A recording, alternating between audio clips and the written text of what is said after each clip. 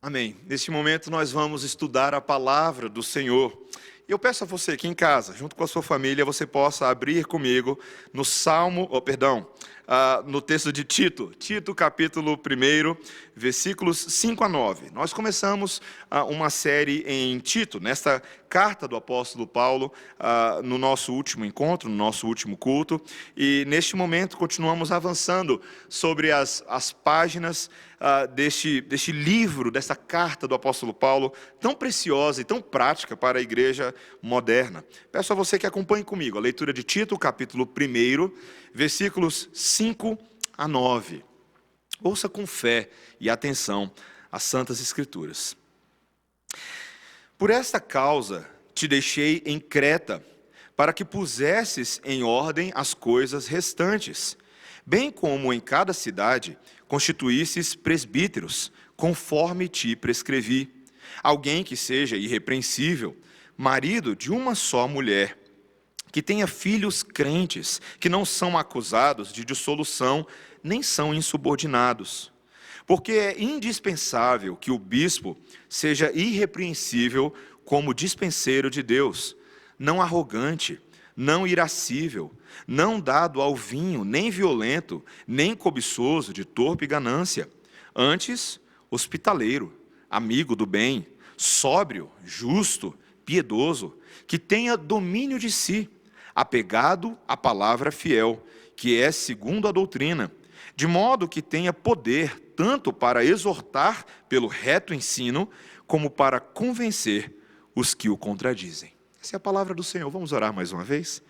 Senhor Deus, estamos diante da Tua santa lei, que traz profunda instrução a nós. Capacita-nos pelo Espírito, que testemunha com o nosso Espírito, para que possamos ouvir a voz de Deus e reter a santa instrução em nome de Jesus. Amém. Irmãos, como podemos escolher líderes para nós? Eu estava lendo uma matéria recentemente sobre empresas que passam pelo processo de escolher os futuros líderes da própria companhia.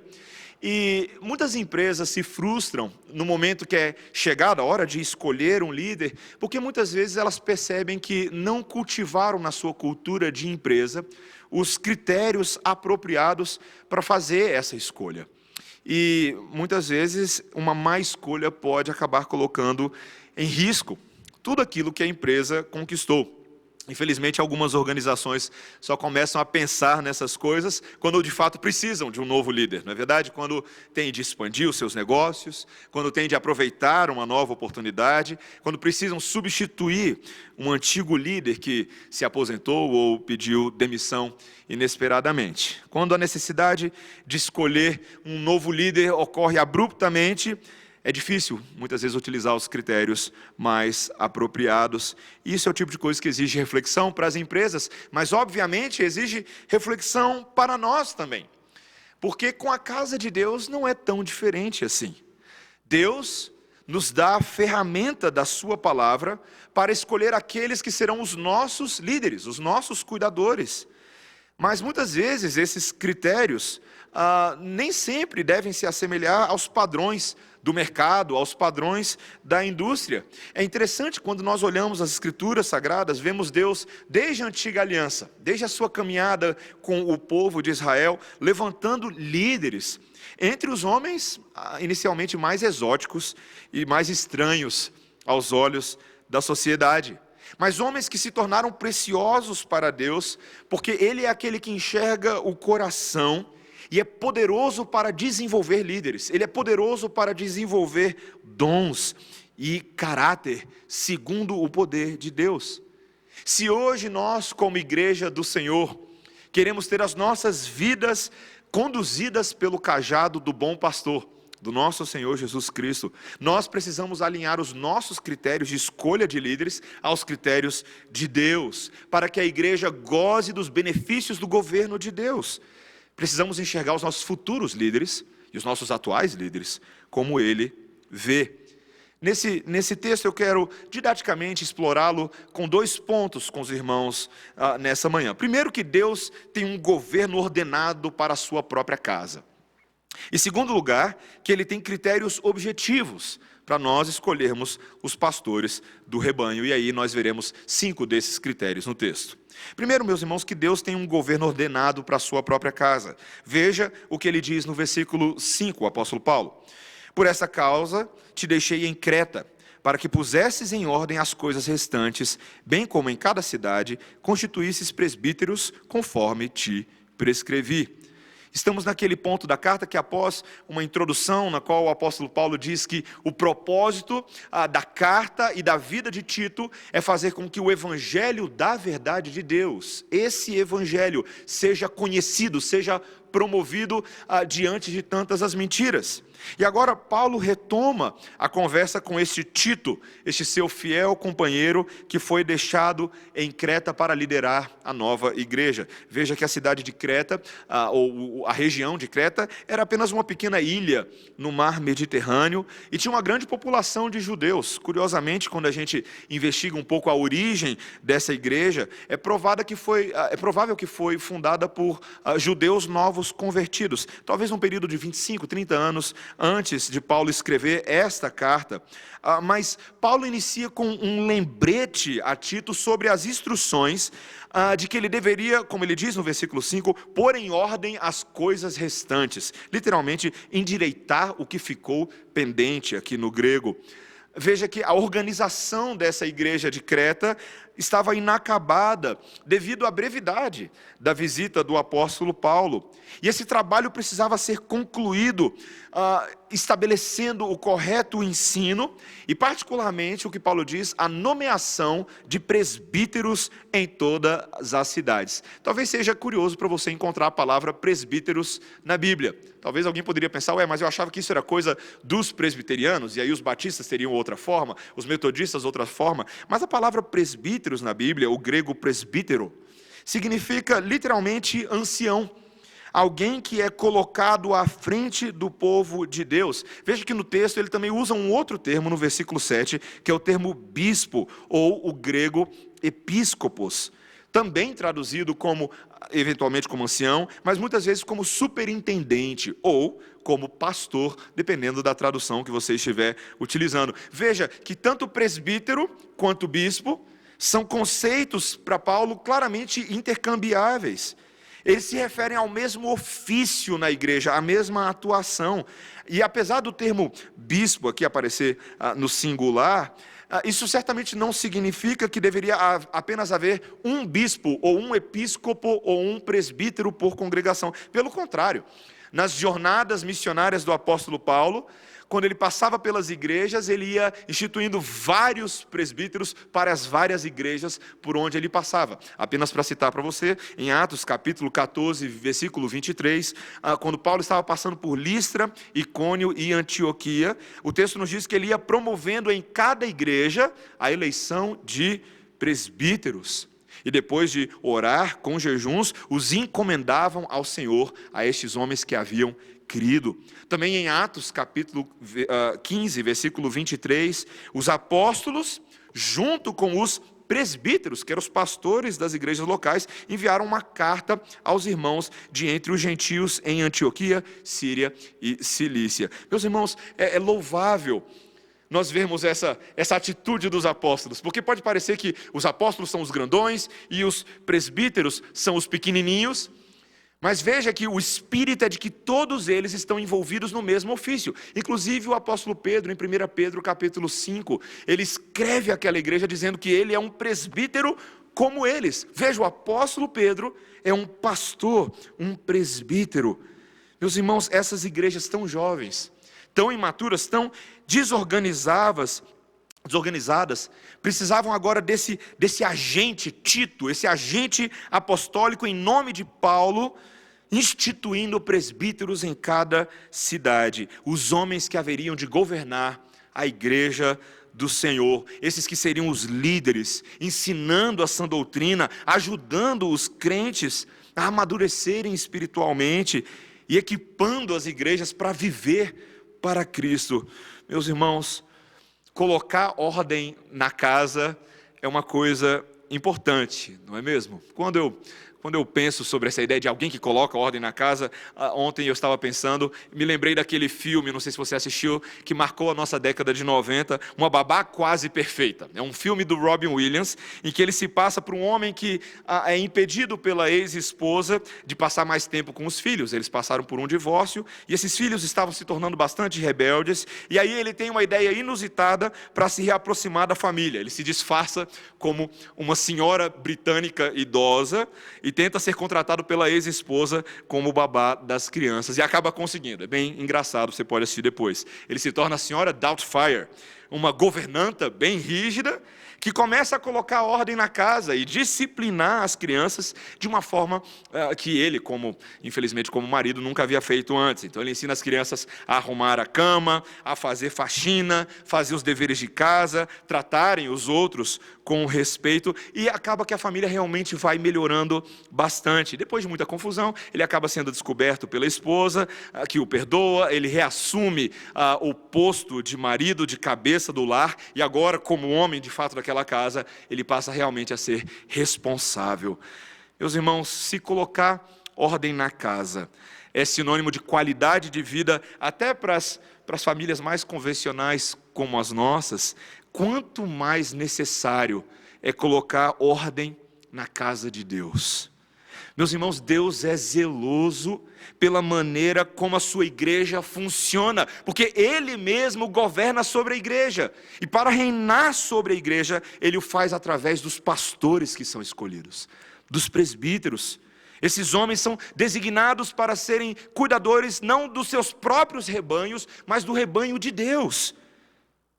É impressionante pensar que hoje existem tantas propostas de igrejas, e a gente poderia identificar talvez o movimento das igrejas ditas emergentes, que abandonaram o modelo de governo bíblico e têm tornado a vida da igreja um tanto mais informal. Eu não sei se você já viu isso por aí. Talvez igrejas que não têm mais pastor, igreja que não tem nada institucional, tudo no afã de supostamente se desengessarem de padrões espirituais burocráticos, em que o espírito não tem liberdade para agir, supostamente. Mas, meus irmãos, aquilo que parece bom aos olhos é prato cheio para escândalo. A história antiga e recente da cristandade prova que toda vez que a igreja opta por seguir os seus próprios modelos de governo, em vez do modelo da palavra, isso sempre traz problema. Seja, por um lado, pela concentração excessiva de poder na mão de um único homem sobre todo o rebanho, ou seja, por outro lado, pela completa diluição de responsabilidades, que leva a uma vida de igreja muito confusa, e até um espírito rebelde, um espírito anárquico entre os membros da igreja. Meus irmãos, esse modelo presbiteriano, ou conciliar, moldado em concílios de presbíteros, concílios de pastores, você pode ver isso em Atos capítulo 15, essa é a proposta das Escrituras, para trazer boa representatividade do povo perante o Senhor. Isso não é uma invenção de homens. O governo de igreja não é uma invenção particular de alguns teólogos ao longo da igreja, da história da igreja. Não, é uma invenção de Deus, para que o povo seja adequadamente representado perante o Senhor, mas também para que o próprio Deus seja representado perante o povo. Veja, note que o nosso Deus é um Deus triuno, Pai, Filho e Espírito Santo, e que cada um deles não governa sozinho, mas em conjunção com os outros, sendo eles o único e verdadeiro Deus, e há um espelhamento disso no modelo de governo de igreja.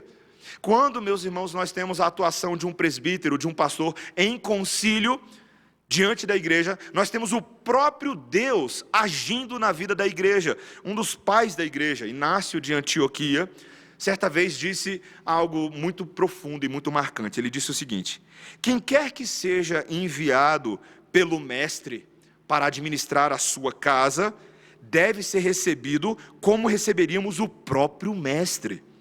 É óbvio, portanto, que devemos considerar o presbítero como o próprio Senhor em nossas vidas. Meus irmãos, isso nos leva a uma atitude muito séria com relação à nossa liderança. Se essa liderança representa o próprio Deus, nós devemos escolher bem, e uma vez escolhidos, devemos respeitá-los, se eles estão alinhados com a palavra de Deus, estão alinhados com o propósito de Deus. Devemos ouvir a sua exortação, ouvir a sua admoestação, com espírito solene, com espírito grave e sóbrio perante o Senhor, pois o Senhor assim instituiu a sua própria casa. Tem governo ordenado por Deus na sua casa, e é assim que as coisas devem ser. Mas veja que agora, em segundo lugar, nós temos critérios objetivos, esse é o nosso segundo ponto, temos critérios objetivos para escolhermos os pastores do rebanho. Paulo agora passa a mostrar as qualificações exigidas, a partir do versículo 6 até o versículo 9. E é interessante que, talvez você esteja mais familiarizado com uma lista semelhante a essa lá em 1 Timóteo, capítulo 3, que é de fato uma lista paralela e bem semelhante a essa, mas não exatamente igual, porque as circunstâncias de Creta possuem variações significativas nessa situação aqui, como veremos ao longo da carta. Mas veja que Paulo deixa bem claro que na hora de escolher presbítero, de escolher pastor na igreja, existem pelo menos 5 categorias de critérios que devem ser cuidadosamente analisadas pela igreja. O primeiro critério aqui é um critério de irrepreensibilidade. Veja o que ele diz no versículo 6. Alguém que seja irrepreensível. Sabe, meus irmãos, a gente ouve a palavra irrepreensível, a gente fica meio assustado, né? O que significa uma pessoa que é irrepreensível? Significa alguém que é sem pecado? Alguém poderia perguntar, alguém que é totalmente sem pecado? Obviamente que não. A palavra de Deus nos diz em Hebreus capítulo 4 que o único que foi sem pecado, de fato, foi o Senhor Jesus Cristo. Mas essa palavra irrepreensibilidade é uma palavra que, na verdade, acaba resumindo todos os atributos. É uma palavra que diz que não deve haver acusação legítima que possa ser apresentada contra o ancião, algo que poderia trazer descrédito ao evangelho ou à igreja. De que a vida desse homem deve ser digna de imitação. E a razão pela qual essa qualidade, vamos botar assim, é tão importante, é porque um superintendente da igreja, um presbítero, ele serve como um mordomo de Deus, como o texto coloca no versículo 7, um dispenseiro de Deus. E o dano à reputação de um líder da igreja acaba sendo um dano à reputação do próprio Deus. Não é exatamente isso que nós observamos mundo afora, quando as igrejas se envolvem em escândalos por causa dos seus líderes? O mundo ao redor passa a questionar o próprio Deus dessa igreja, ou a legitimidade da fé dessa igreja, porque tudo agora está manchado. Meus irmãos, isso é muito sério. A irrepreensibilidade do homem de Deus. Nós não devemos, de fato, ter nada que levantar contra os homens de Deus, ainda que sejam pecadores, mas nada que traga mancha sobre o evangelho. É preciso, na verdade, denunciar esse tipo de coisa. Talvez você já tenha visto casamentos na qual eventualmente o ministro do casamento, o pastor, vai perguntar para os convidados: alguém tem alguma coisa a dizer que possa impedir este casamento de acontecer de uma forma legítima? Talvez você já tenha visto isso. Eu não sei se você já viu alguém levantando a mão falando, eu tenho.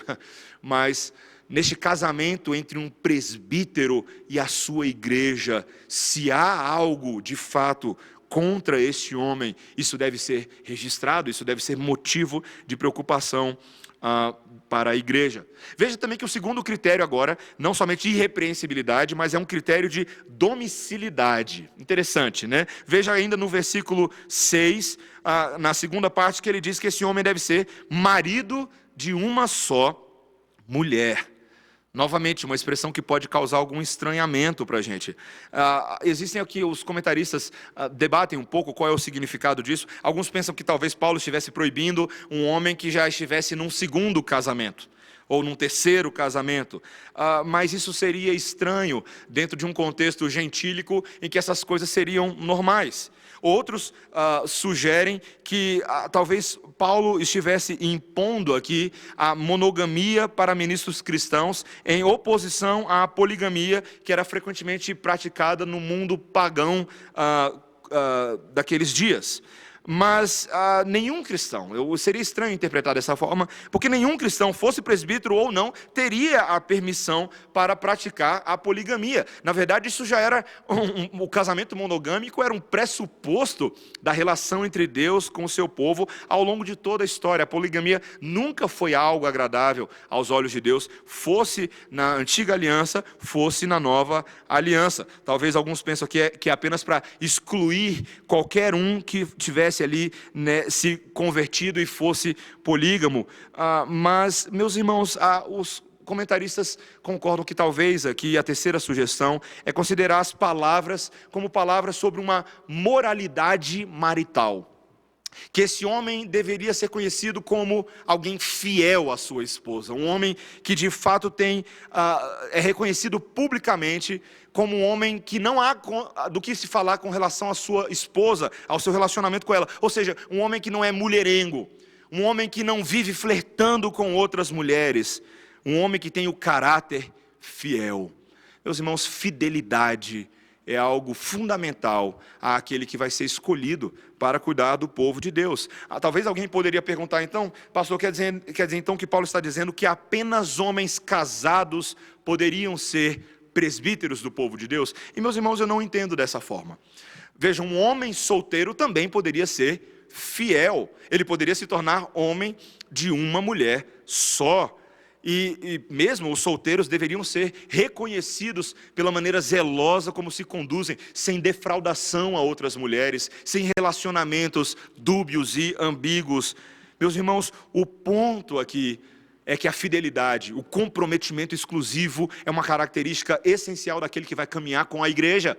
Ele precisa ser fiel a Cristo e ao próprio rebanho de Cristo, não olhando para outras doutrinas, não olhando para outras questões, como nós veremos um pouco adiante, e tendo a sua própria vida familiar ilibada. Veja que isso é reforçado agora pelo que Paulo passa a dizer na linha seguinte, quando ele diz que esse homem precisa ter filhos crentes que não são acusados de dissolução, nem são insubordinados.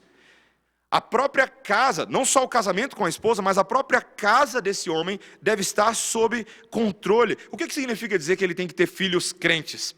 Significa que ele precisa garantir a salvação dos filhos? Essa é uma questão complicada, meus irmãos, porque um pai não tem poder necessariamente de transformar o coração do filho, por melhor que ele seja. Não é isso que o texto está dizendo. Aqui a palavra pistos seria talvez melhor traduzida como filhos que são fiéis em termos gerais.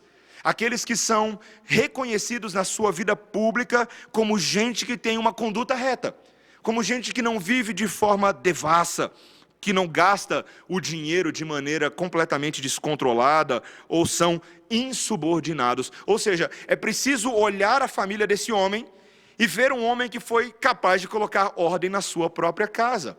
Por que isso é tão importante? Pelo que o apóstolo Paulo continua dizendo lá em 1 Timóteo capítulo 3.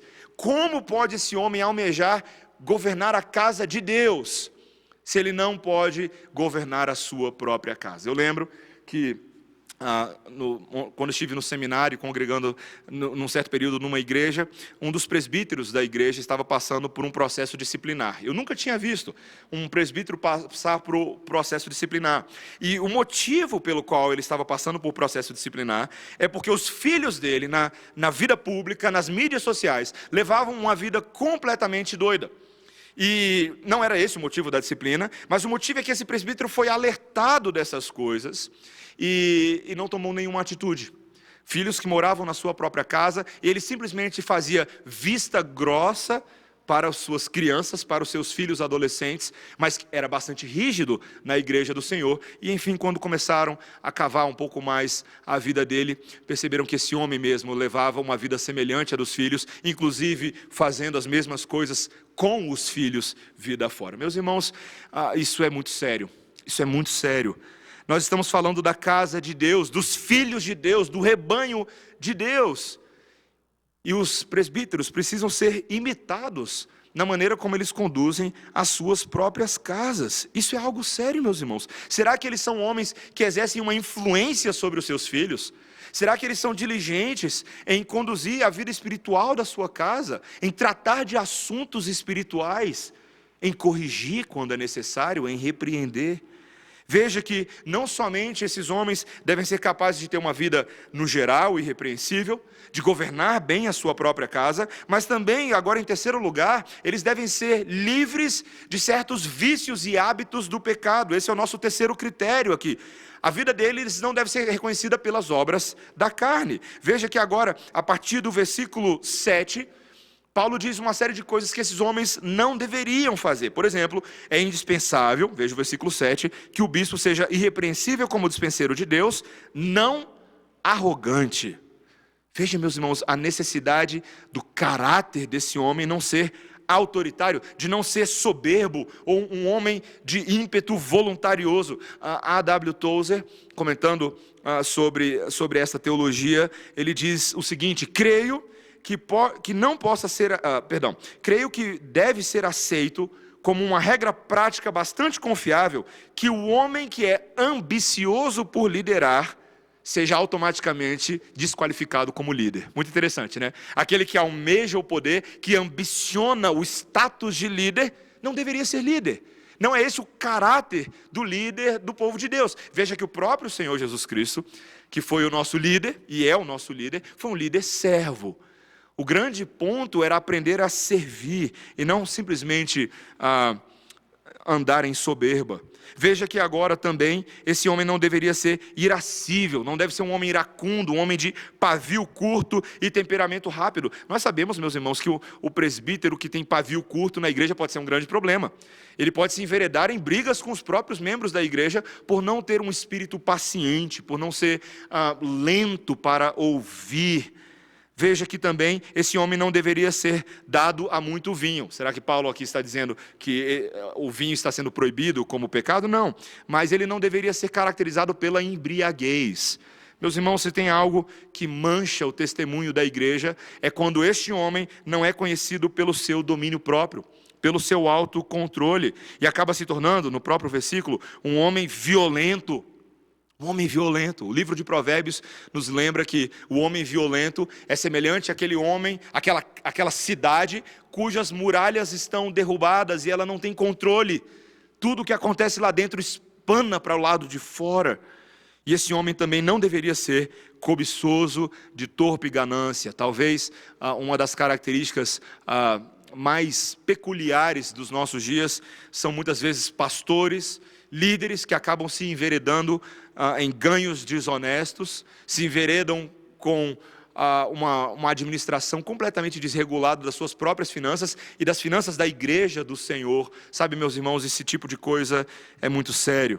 Mas veja que, por outro lado, se esse homem não deveria levar uma vida descontrolada, uma vida soberba, uma vida violenta, por outro lado, em quarto lugar, ele deve suprir esse vácuo com virtudes piedosas. Veja que agora existe um critério de virtudes piedosas no versículo 8, quando ele diz: antes, esse homem deve ser hospitaleiro. E talvez esse seja a que mais chame a nossa atenção. Por que hospitaleiro? O que isso tem a ver com as características de um presbítero? Meus irmãos, nós precisamos nos lembrar que naqueles dias, a virtude da hospitalidade era uma das virtudes mais essenciais na vida do povo de Deus. Ser capaz de receber convidados em sua casa. Muitas vezes os líderes, os viajantes, os pregadores itinerantes, os missionários, dependiam muito da hospitalidade da igreja para que pudessem avançar com a sua pregação. E sabe, meus irmãos, é notável a quantidade de vezes que não somente Paulo, mas os outros apóstolos nas outras epístolas falam sobre a importância da hospitalidade. Você pode verificar isso depois em 2 João, por exemplo, ou 3 João. Como é importante que aquele que quer liderar o povo de Deus seja capaz de receber pessoas em sua casa. Isso é muito simbólico, sabe por quê? Porque é símbolo de que ele recebe pessoas também no seu coração. De que ele abre as portas do seu coração para receber gente na sua vida. E é exatamente assim que um pastor precisa ser, que um presbítero precisa ser. Veja que ele diz também que ele precisa ser amigo do bem. Alguém que ama aquilo que é bom. Aquele cujos lábios são reconhecidos por sempre trazer as coisas boas, louváveis, como Paulo diz em Filipenses capítulo 4, tudo que é bom, tudo que é agradável, tudo que se existe louvor, se existe boa reputação, é isso que deve ocupar o pensamento daqueles que são povo de Deus, e certamente devem ser também as tratativas daquele que vai ser presbítero. Deve ser um homem sóbrio. Veja que aqui a sobriedade não tem necessariamente a ver com a embriaguez em si, mas com a moderação. O homem sóbrio é o homem estável. Aquele homem que não é agitado de um lado para o outro por toda sorte de ventos de doutrinas. Um homem que uma hora pensa X e logo daqui a 5 minutos pensa Y, que é também movido pelas ideologias desse mundo, por partidarismos políticos acima da própria lei de Deus. Ele deve ser um homem ancorado nas coisas certeiras de Deus, assertivo, estável. Veja também, o texto diz que ele deve ser um homem justo. Deve ser um homem reconhecido pela sua retidão diante de Deus, obviamente como contraponto daquilo que foi falado antes. Um teólogo chamado Arnold Glasgow diz o seguinte: um bom líder, na sua justiça, é capaz de levar um pouco mais do que a sua parte de culpa e um pouco menos do que a sua parte de crédito. Interessante, né? Ele é tão responsável, ele é tão justo, que mesmo quando ele não é diretamente culpado por algo, ele se responsabiliza, ele vai atrás e assume sobre si os fardos pesados dos pecados do povo de Deus. Mas por outro lado, ele também não está interessado em muito crédito. Ele está interessado de fazer com que Cristo seja glorificado e ele seja diminuído. Ele não importa de aparecer tanto assim, contanto que o seu mestre esteja em evidência. Veja que deve ser um homem piedoso, um homem santo, um homem cheio do temor do Senhor. E isso deve ser patente aos olhos daqueles que o conhecem. E obviamente, em último lugar, um homem que tenha domínio de si, que seja disciplinado, que possui autocontrole e que é capaz de ensinar outras pessoas no caminho da disciplina e no caminho do autocontrole. Veja, meus irmãos, que esses critérios, existem coisas negativas que devem ser colocadas de lado na hora de colocar um presbítero para dentro, mas também virtudes positivas que devem ser observadas objetivamente na vida daquele que será pastor do rebanho. E veja que o último critério, no versículo 9, é o critério do ensino da sã doutrina. Talvez você se pergunte, por que Paulo deixou isso para o final? E isso aqui é um artifício literário, meus irmãos. Era comum nas epístolas, muitas vezes, você colocar o item mais importante por último, como uma marca distintiva, neste caso, de um pastor. Ele diz no versículo 9, alguém apegado à palavra fiel, que é segundo a doutrina. Meus irmãos, é impossível que o pastor do rebanho não tenha apreço pela palavra, que é o cajado com o qual ele faz a gestão do rebanho. Existem tantos livros hoje em dia que estão sendo escritos aí afora sobre lideranças eficazes, as metodologias, os hábitos e os métodos dos líderes que são bem-sucedidos. E infelizmente, muitas vezes, mesmo nos livros cristãos sobre liderança, a palavra e a doutrina não é um ponto de ênfase para aquele que vai regrar o rebanho do Senhor. Se um homem vai ser pastor, ele precisa ser apegado à palavra fiel, ele precisa amar a doutrina, o ensino segundo as palavras do Senhor Jesus Cristo. Meus irmãos, ele não tem poder para pastorear o rebanho se não for dessa forma. Veja que o próprio texto diz isso. Ele diz, de modo que tenha poder, que vem somente da palavra e da autoridade do Espírito Santo de Deus. E para que serve esse poder? Em primeiro lugar, ele diz, para exortar pelo reto ensino. Pastor usa a palavra para exortar. Ele não exorta meramente segundo a sua experiência de vida, ele não exorta meramente segundo opiniões alheias que parecem interessantes, mas ele exorta pela palavra, pelo reto ensino. Ele faz isso pregando, ele faz isso ensinando, ele faz isso aconselhando. Mas veja também que ele deve usar essa palavra em último lugar para convencer os que o contradizem. Ele deve ser capaz de refutar as heresias, os falsos ensinos, e particularmente aqueles que estão contradizendo a palavra de Deus e a própria autoridade do presbítero vinculada à palavra de Deus. Lembro-me uma vez ouvindo uma entrevista, uma dessas que foi gravadas do famoso pastor Martin Lloyd-Jones, já falecido, e um pastor que foi pastor de pastores. Ele era reconhecido justamente por ensinar pastores a serem melhor pastores do rebanho. E certamente, e uma vez uma repórter perguntou para ele de onde vinha toda a autoridade que ele possuía como pastor, porque de fato ele era reconhecido como um homem cheio de autoridade. E na entrevista, o pastor Martin Lloyd-Jones disse: eu não tenho autoridade nenhuma. Toda a autoridade está no meu Senhor, e eu só possuo alguma autoridade enquanto eu estiver vinculado à palavra do meu Senhor. Meus irmãos, essa é a autoridade do presbítero, essa é a autoridade que é poderosa para de fato refutar as obras malignas, para refutar o erro e para proteger o rebanho do Senhor dentro dessas cercanias, neste aprisco santo. Meus irmãos, talvez eu e você olhemos para essa lista, e eu também olho para essa lista e estremeço e penso: será que existe alguém que é suficiente para essas coisas? Será que existe alguém no povo de Deus que esteja hoje pronto, que seja irrepreensível, que governe perfeitamente a sua própria casa, que seja um homem hospitaleiro, livre de quaisquer vícios, cheio de virtudes piedosas e capaz de ensinar a sã doutrina com toda a habilidade? Sabe, meus irmãos, não tem muita gente pronta assim no mercado. E na igreja do Senhor, ainda que tenhamos homens cheios de virtudes, não haverá alguém que faça perfeitamente todas essas áreas. Sabe, talvez seria uma pretensão dos nossos corações achar que a igreja do Senhor só pode ser regida por pessoas perfeitas. E a coisa não é bem assim. Eu penso muito sobre a maneira como o Senhor Jesus Cristo escolheu os líderes da sua igreja.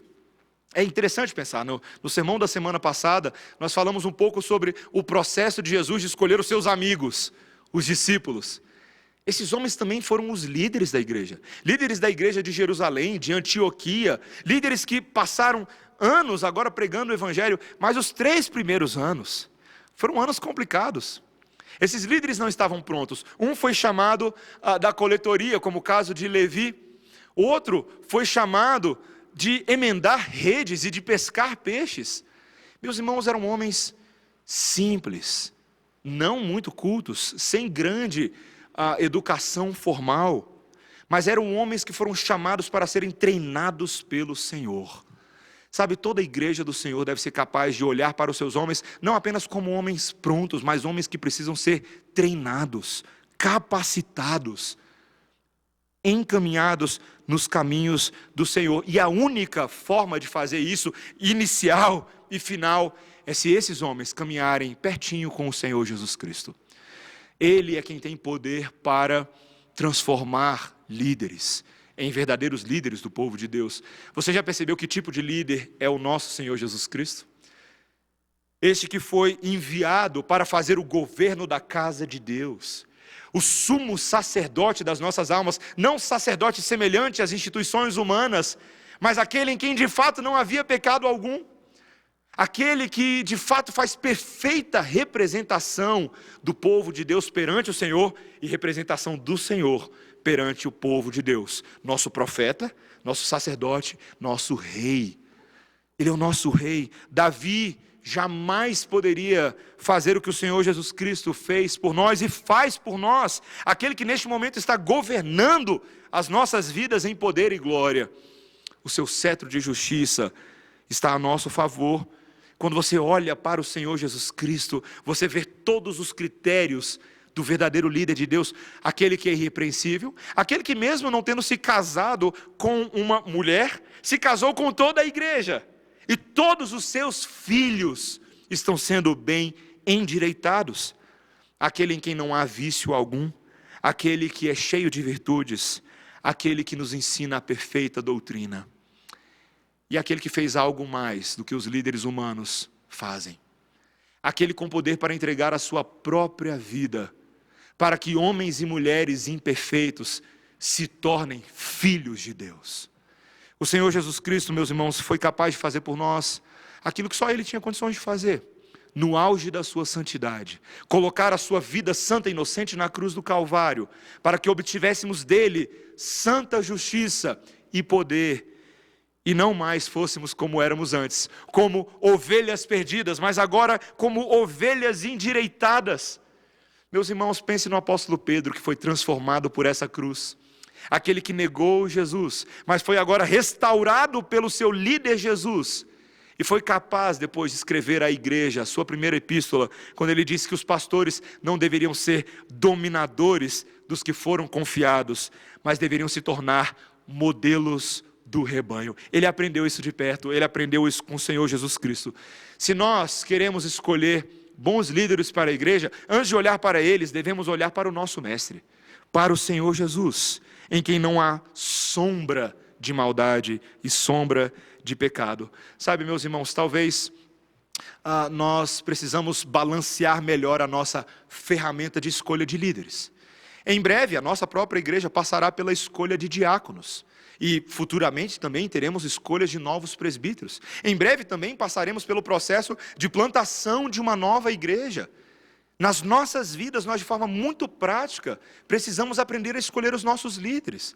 Sabe, eu preciso confessar que no passado, quando eu era talvez apenas membro de igreja e não pastor, eu nem sempre exercia os melhores critérios para escolher os líderes da igreja. Muitas vezes eram critérios egoístas e pessoais, preferências particulares.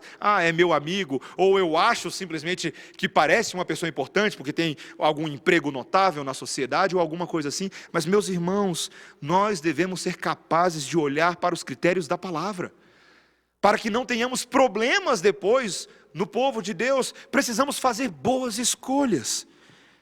E sabe, meus irmãos, ainda mais do que isso, não olhar para essa lista somente como uma lista de critérios para escolher líderes, mas como uma lista para todo verdadeiro homem e mulher de Deus. Veja que talvez o erro seria pensar que somente os presbíteros precisam abraçar essas virtudes. Isso não é verdade. Cada um de nós que somos chamados em uma esfera ou outra para liderar as vocações que nos são conferidas. Veja, talvez você não seja presbítero nesse momento, talvez você não seja diácono, e talvez você nunca venha a ser formalmente falando, mas ainda assim você tem responsabilidades de liderar a sua casa, se você é um pai de família, de liderar a sua esposa. Se você é esposa, você tem também a responsabilidade de liderar com o seu marido os seus filhos. Você tem a responsabilidade de liderar pessoas no ambiente de trabalho, de modelar e exemplificar aquilo que precisa ser feito. Quais são as virtudes do reino de Deus que devem ser vistas na sua vida?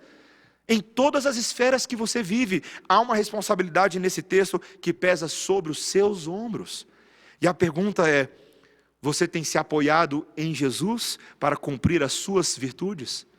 Você tem imitado o mestre, você tem intencionalmente focado em como eu posso ser uma pessoa menos pecadora e mais santa.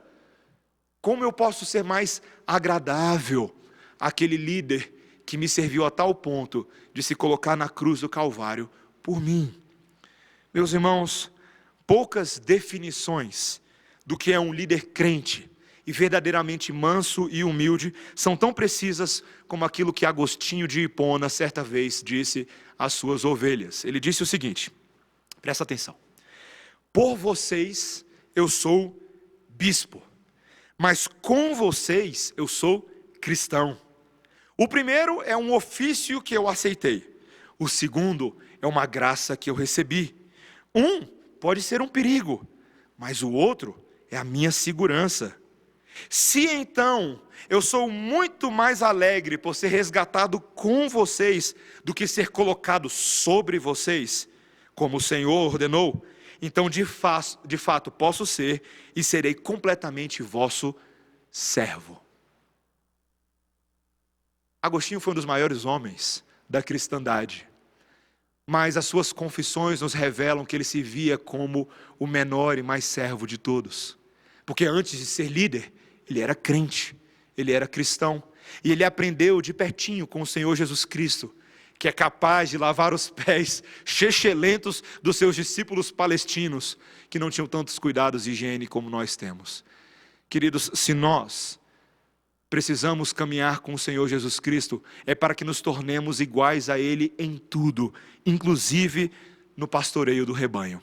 Que o Senhor nos ajude a termos estes traços de caráter, que todos nós sejamos parecidos com o nosso Senhor Jesus Cristo, e que eventualmente também sejamos capazes de escolher aqueles que ainda estão mais parecidos com Ele, para que a igreja também se beneficie das graças e alegrias do reino de Deus. Que Deus nos ajude a cumprir esta meta e esta missão. Vamos orar neste momento. Senhor, nós te louvamos pela palavra anunciada. Ainda em dias de coronavírus, ela continua nos trazendo instrução e nos trazendo orientação para a igreja do Senhor. A igreja do Senhor não tira férias mesmo à luz de pandemias, pelo contrário. A igreja do Senhor continua se pastoreando. Senhor, obrigado porque o Senhor ordenou o governo na própria casa de Deus. Obrigado porque não estamos soltos à nossa própria sorte, mas Cristo está nos governando com seu cetro neste momento. E nos dá critérios também para que aprendamos a selecionar nossos líderes.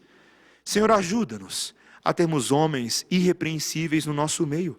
Faz isso nos nossos homens, Senhor. Torna-os cada vez mais irrepreensíveis. E homens que sejam capazes de governar a sua própria casa. Homens que sejam livres dos vícios do pecado. E que sejam dotados das mais preciosas virtudes de sobriedade, de justiça, Senhor. Homens que sejam capazes de ensinar a palavra de Deus com fidelidade, pois essa é a sã doutrina. Senhor, dá-nos esta forma de ser igreja. Ensina-nos a olhar essas características para que almejemos ela em todas as esferas da nossa vida, Senhor. Que ensinemos uns aos outros a ser assim, para a glória do nosso Senhor Jesus Cristo, no nome de quem nós oramos. Amém.